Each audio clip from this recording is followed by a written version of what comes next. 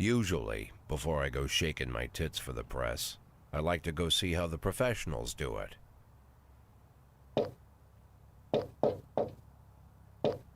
Some might say the chief of police has no business in an institution like this, but in fact it's the quietest and safest place in town. You won't run into any reporters, nobody gets into any fights, nobody drinks too much, nobody even raises their voice. The place is owned by an elderly gentleman who knows how to keep things under control. That's why I never invite my friends here. I wanted to make an exception for my 60th birthday, but most of my colleagues are young enough to be my sons, and they'd rather just hire prostitutes. Why stare at some boobs when you can take the whole package for yourself? But there's none of that in our club. Even looking too long is considered indecent. You can get an occasional glimpse, like by accident. The rest of the time you just pretend that you're immersed in conversation, or just come by for a drink. Doesn't mean these gentlemen wouldn't want their bald heads smothered in tits. It's just that nobody says it out loud. My younger colleagues might call it hypocrisy, but I call it the good old-fashioned manners. Good manners and leave the rest unsaid. She agrees to unbutton her blouse, and we agree not to pay too much attention. The girls are on a quiet prowl, too. They're looking for a way out of their cramped rooms. Maybe make friends with some wealthy patron with a pacemaker and dentures. Everybody wants something. But we have to control ourselves, or we'll all turn into libertines and prostitutes. Hell, if there weren't any rules, I'd be belching and farting, jumping up on the table, arms held high, yelling, "Shake it, baby!"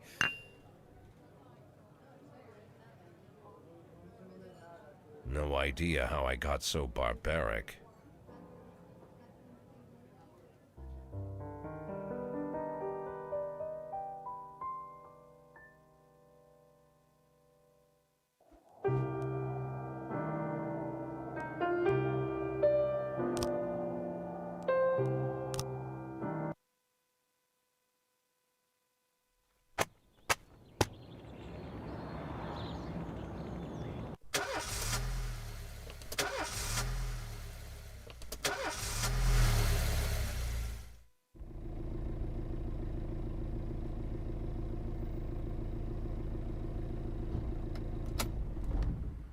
When I was a kid, my father sometimes told me at bedtime that if I closed my eyes and didn't open them for a long time, all the demons would blow away.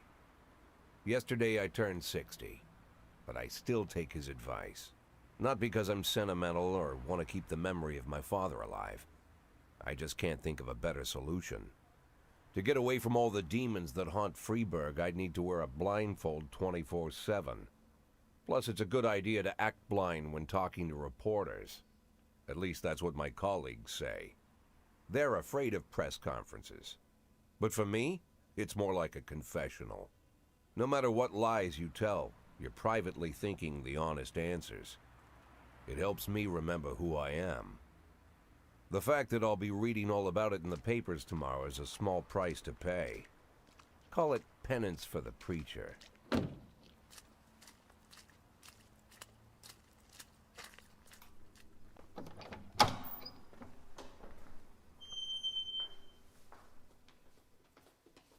This is the first time I'm afraid of those answers my mind has given me. Not because I'm mad I'm losing my job. Though it's true, I'm mad as hell. Not because I subconsciously blame everyone else. Though I damn sure do blame them. And don't even ask me what my next move is. I can't imagine. But even that doesn't scare me. The worst thing is, I know I'm gonna have to do something.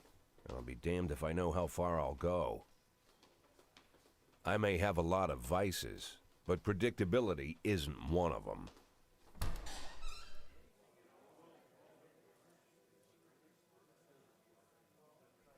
I learned a long time ago how to drive away the swarming demons. But what do you do when they're trying to rip your soul from your skin? Shutting my eyes tight as I can. The best solution remains the same: play blind. I just hope the reporters think I was blinded by the camera flash.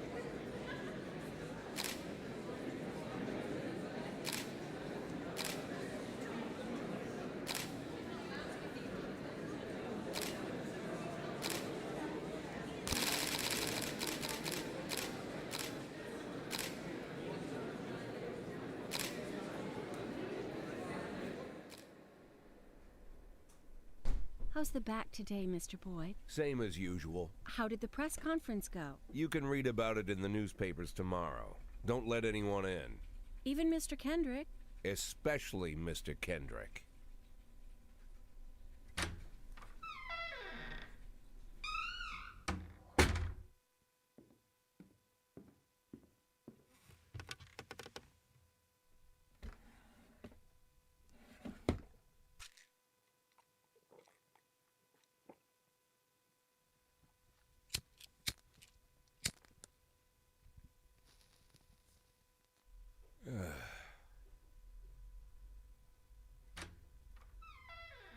As soon as I heard the door creak, I knew what face I'd see.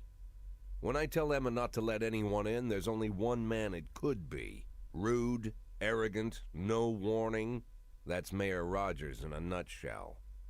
White summer shoes, white socks, white shorts, white polo shirt, and the white smile of a hungry shark. Mayor Rogers enters every room like he owns the place. Even the floorboards under his feet sound like they're creaking an apology. He never shied away from the odd corruption scheme. It's like the devil walks behind him. In the movies, the villains controlling the city play golf with the judges. Rogers plays tennis with them instead. That's about the only difference.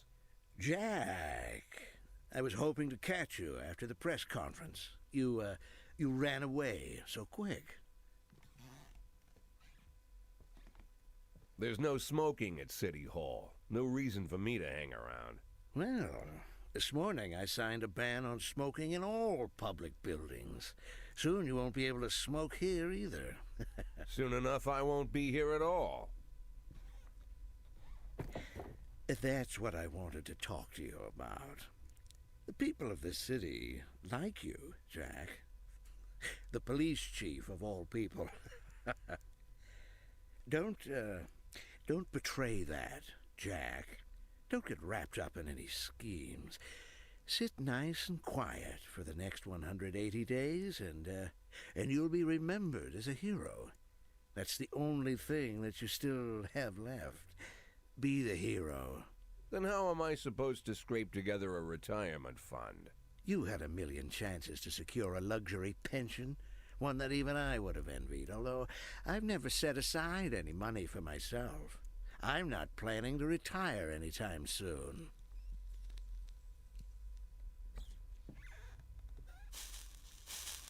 "180 days of quiet, Jack. That's all I need. I don't have any problems with you, and you won't have any problems with me. I have a new assistant, Troy Starr. If you have something to tell me, call him. But try not to bother him. He's a busy man." I'll do my best. "And quit smoking at the office. One of my friends will be using it soon."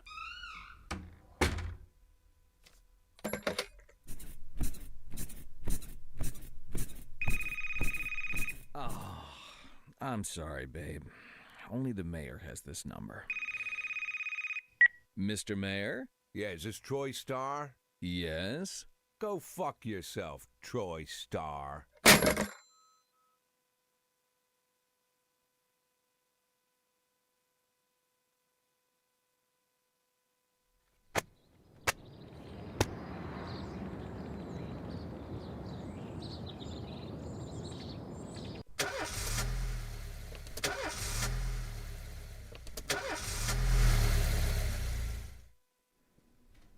Cops don't use the police station cafeteria anymore.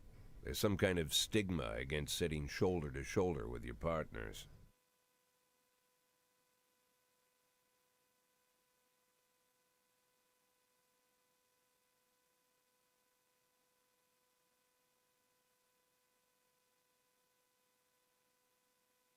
To sit together.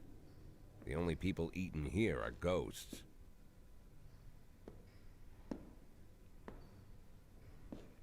My deputy.